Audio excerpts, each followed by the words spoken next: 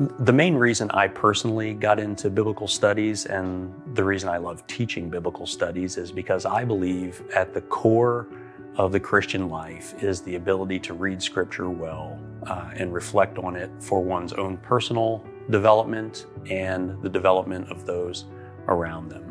What I love most about teaching biblical studies is not only the study itself for me, but also sharing my passion for helping the church with my students. And that's been the greatest joy for me in teaching in this program, is having highly motivated students who care deeply not only about the learning, but also sharing what they've learned with others in the church through their preaching and teaching.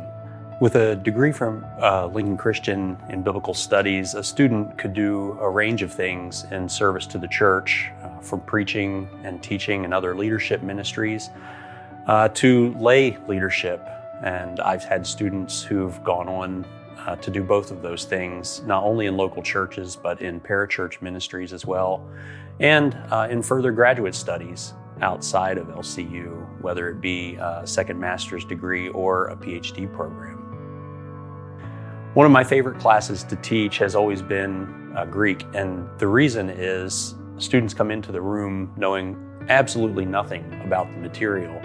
And it's always fun watching the light bulbs go on for them as they encounter the new material and eventually come to use that in interpretation and exegesis classes and apply what they've learned. So it's been a joy watching students grow in that regard and be able to use that in their own study.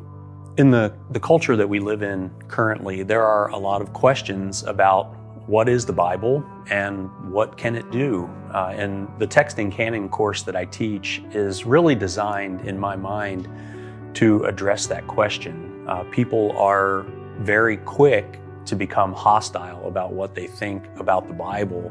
And a lot of that's based on incorrect information or bad information that they've gotten elsewhere. And this course is designed to address some of those things. How were these texts written and copied and passed on through generations and eventually collected? And what was going on in the minds of Jewish people as they determined to collect certain things together? What was going on in the minds of early Christians as they decided these are going to be our scriptures and those aren't?